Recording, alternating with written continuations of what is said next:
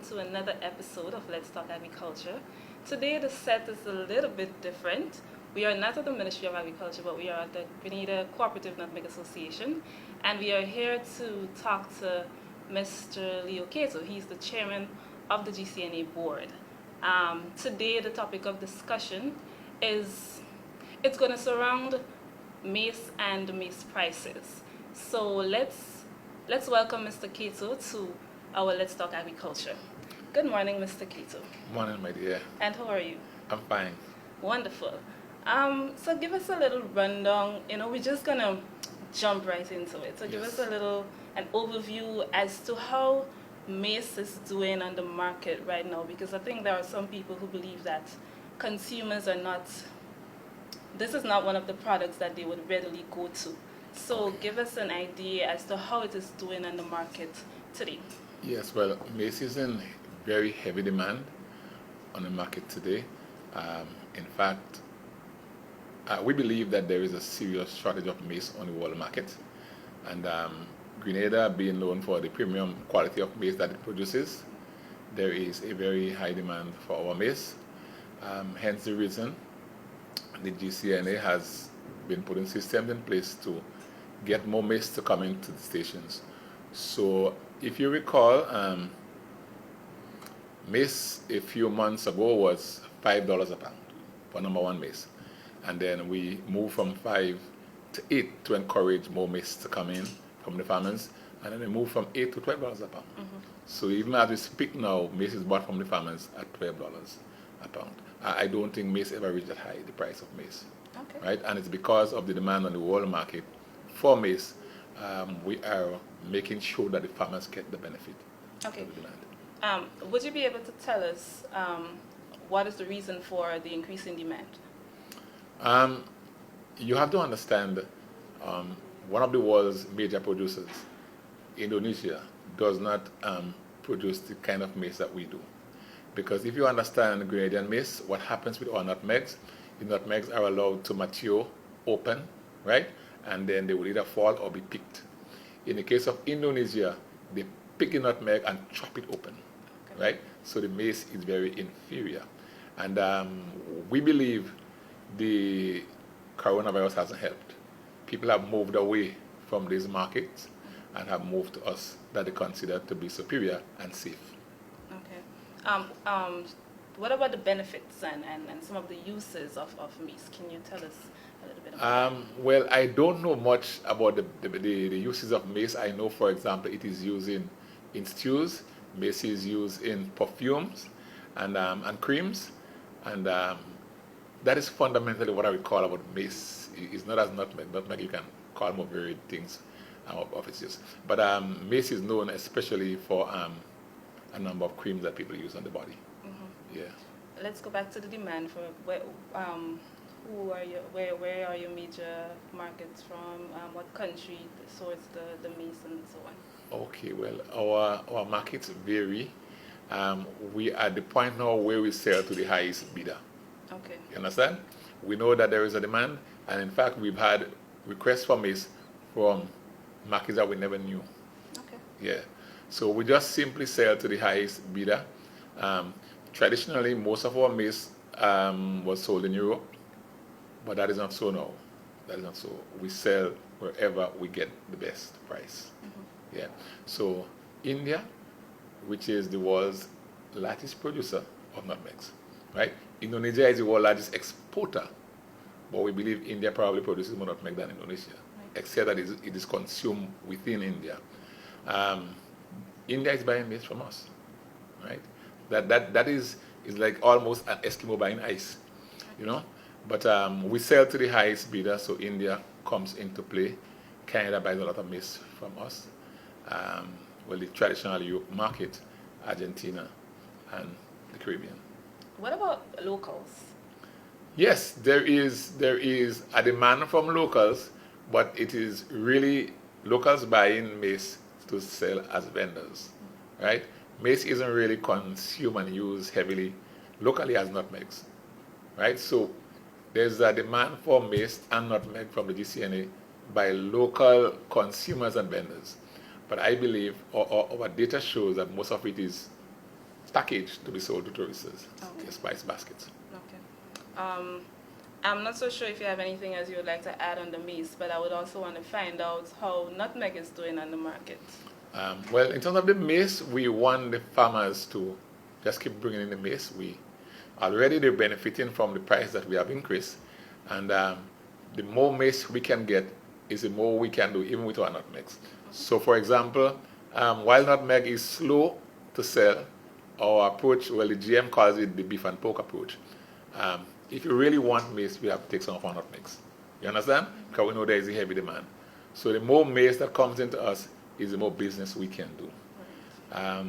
In terms of the nutmeg, the world market for nutmeg hasn't improved. All right? And this is the reason why we have moved to a lot of value-added products. Right? This is one of the reasons that pushes us into that direction. Nutmeg price really has been on decline in the world market for the past 5 years or so. It has shown no sign of climbing back up. And we believe mainly there's an overproduction of nutmeg across the world as compared with the demand on the world market for nutmeg. So one thing we have been doing is to produce a lot of byproducts of the nutmeg. So instead of having to sell a lot of nutmeg as bulk outside, we put value-added products on the market instead. Okay. Talk to us about farmers in doing that crop. I know that it takes a while for the crop to mature. Yes.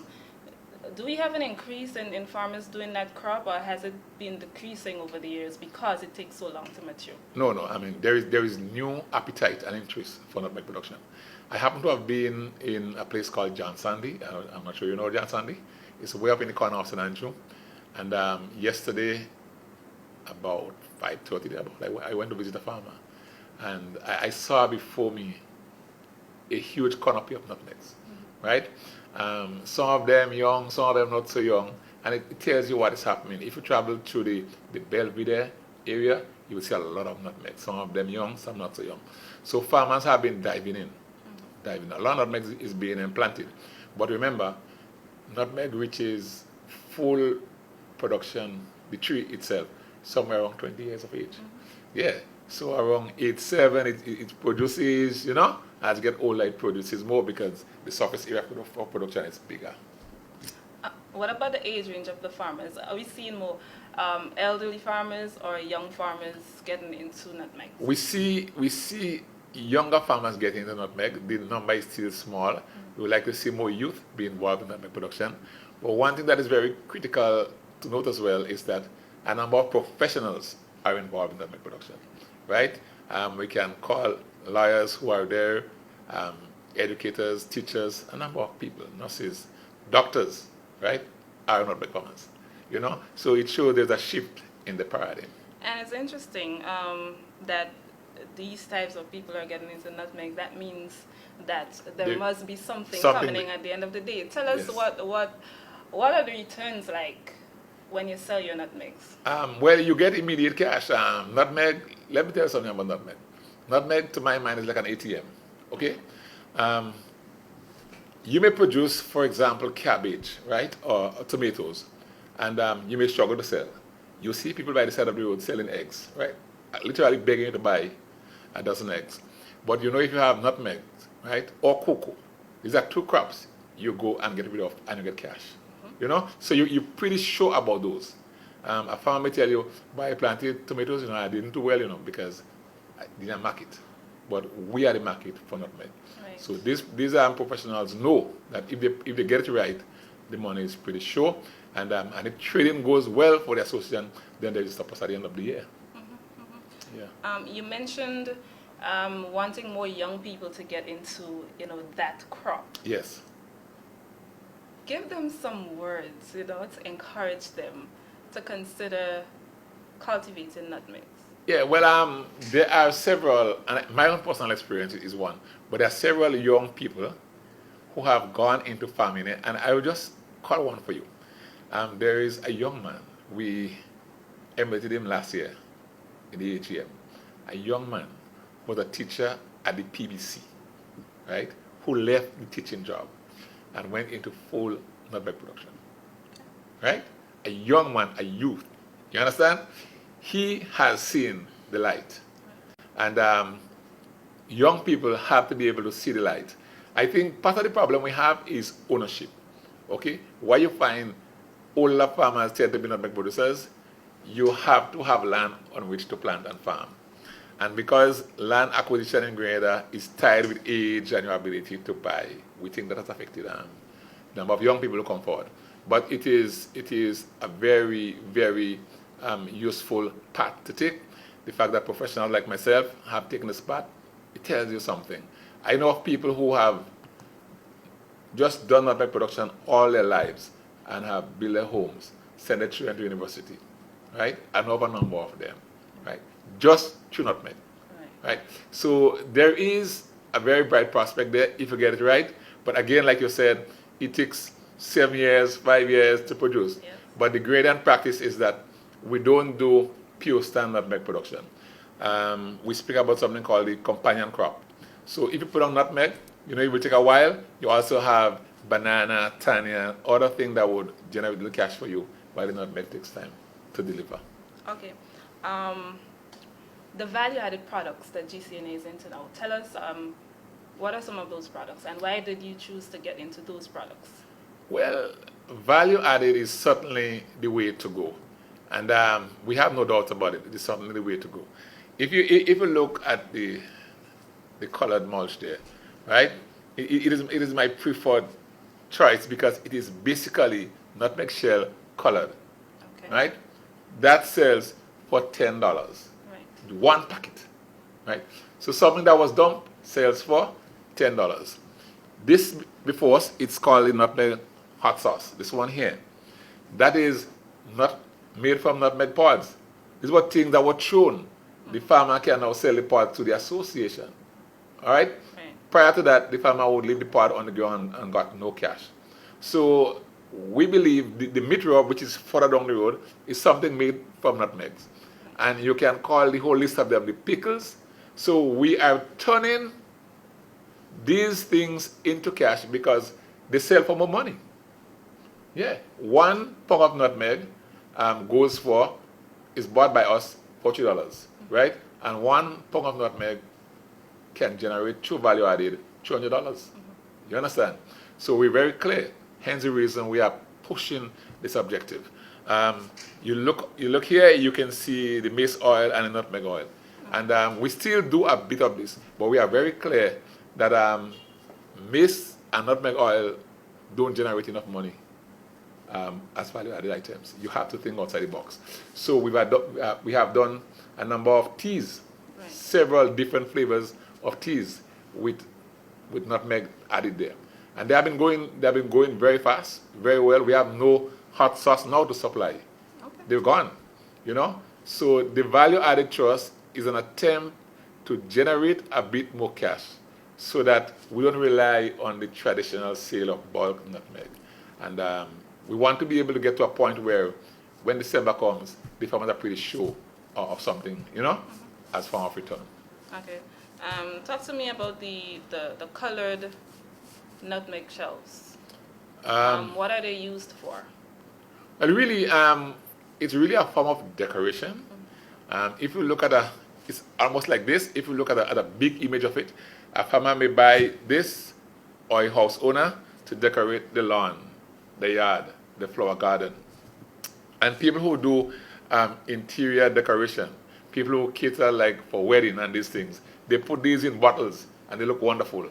Yeah? So this is as simple as it is, and this is something we used to throw. You know, we really used to throw it away.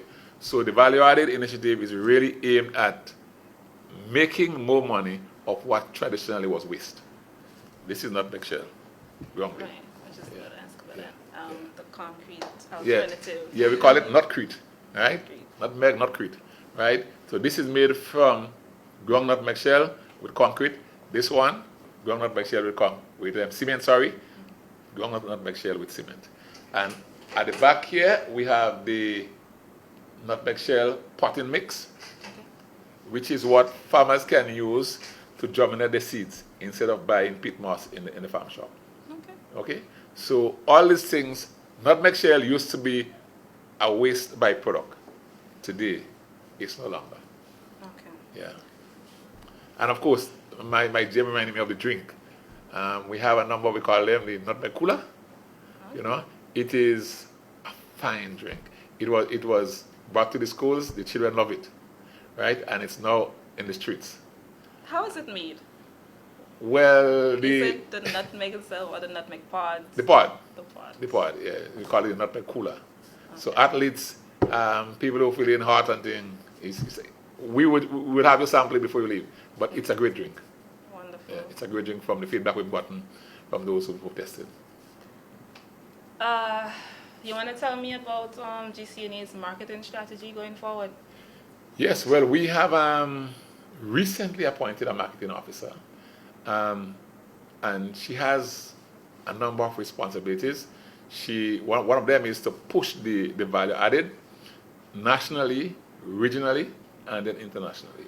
So the marketing trust has to be of a national focus, regional and international.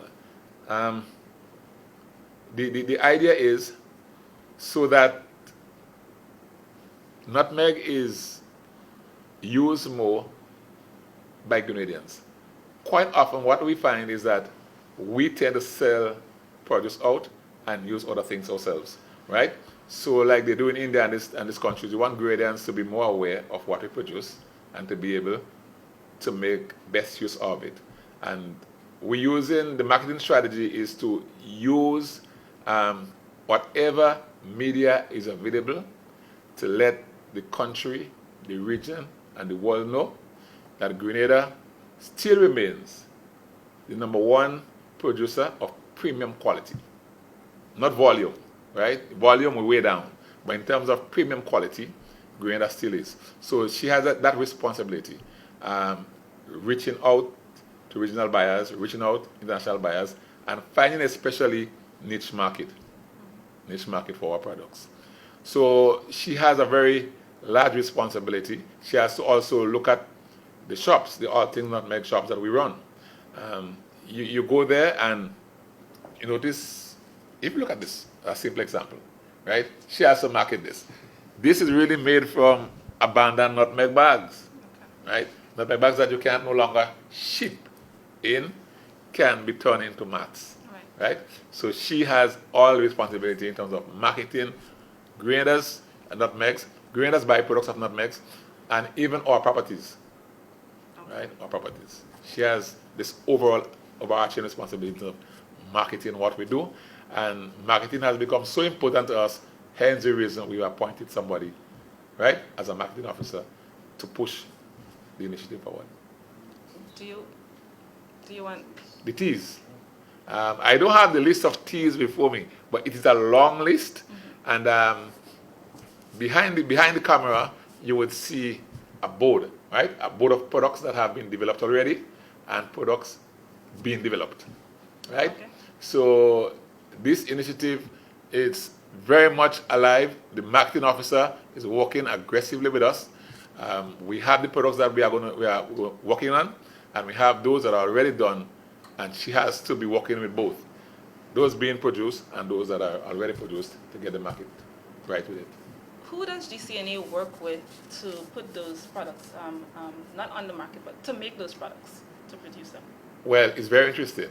The farmers are the fundamental people. They are the main stakeholders. We have 1 or 2 persons who act as a consultant to us. What to add, how much to add, you know? And then the in-house staff make those. The in-house staff make those. We have the consultants from one side, the chemists and the people who tell us, well, in what proportion, how to do it, but it is actually produced in-house. Okay. In-house.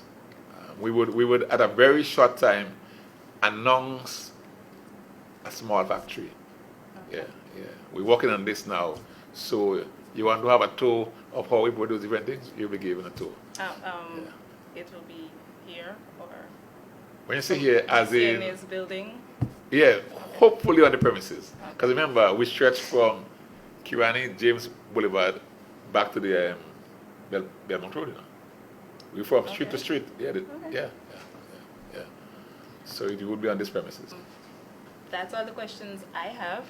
Do you want to add anything else that you think the general public would want to know? What do I say? The essence of the crop insurance is something that I want to comment on as well. We have been working very steadfastly on crop insurance. We have met with consultants from the FAO several times. A lot of work has been done. We are not far from going back to the farmers, the issue of crop insurance. So in the event of natural disasters, they can be compensated, to recover. Because if you look at what happened with production in Grenada after Ivan, it actually was grounded for a while. Because as you would know, the farmers don't really have their lands insured. So when disaster flattens all your trees, if you don't have the cash in the bank or something to come back, it takes you forever. And we're trying to militate against this. And so we have sought crop insurance along with the Grenada Co-operative Association.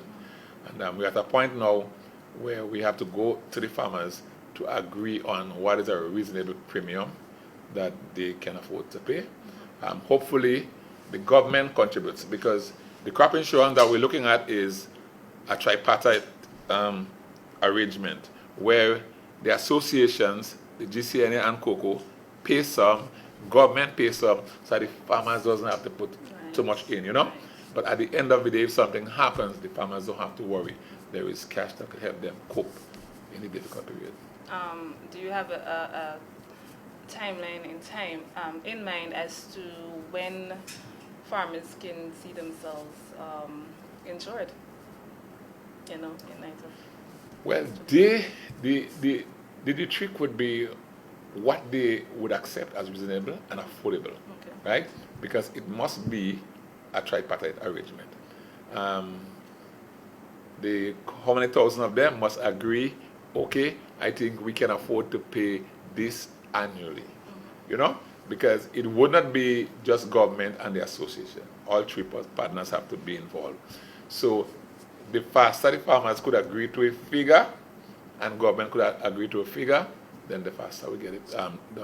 But here is hoping that by the start of the next hurricane season, we have it sorted. Okay. Yeah. Okay, could you explain this? This will be done through an insurance company, or GCNA will be managing this? An insurance company. Okay. Yeah, an insurance company. They will take care of it. We expect local insurance companies to come forward and to go to the reinsurers, because it will be a couple million US dollars. Right. We have several thousand farmers, because both cocoa and nutmeg. Right. So, yeah. All right. So that's it. Anything else? Projects, yeah. We have been, the GCNA has been involved in a lot of project writing. What we know from the record is that our production of nutmeg is still very low in St. David. Okay. Right? St. David used to have approximately 5 receiving stations or 5 nutmeg pools, right? And we are struggling to run one there now, right? Because that's the parish that has not been producing nutmegs for whatever reason. So we have been attempting to get projects to address that. We have written projects that we know we have been given the green light on already. So St. David's will be addressed. We're looking at training. We are doing a project on training young people, to do nutmeg production and to work in the nutmeg sector. Okay. So, and again, we're looking at grant funds. Hence the reason we have been putting projects together. We're looking at a project on getting HACCP certified. Okay. Because for you to trade in some part of the world, you need to be HACCP or ISO certified. And project has been a big part of our agenda, right? So both in terms of youth involvement, getting youth in nutmeg, into the nutmeg sector, we have a project for that is being written. Getting production back up in St. David's, we have a project that is written, and getting HACCP certified. These are 3 of the projects that have been written and submitted. Okay. Yeah. Wonderful. All right, so thank you so much, Mr. Cato, for gracing us with your presence today. I know we came to you, you didn't come to us, but we still appreciate it. Okay. And I'm sure that the information that was put out here today will do a great deal of advantage to the farmers and to the general public. Okay. So guys, this is all we have for you today. We ask that you stay tuned for our next episode of Let's Talk Agriculture. Goodbye.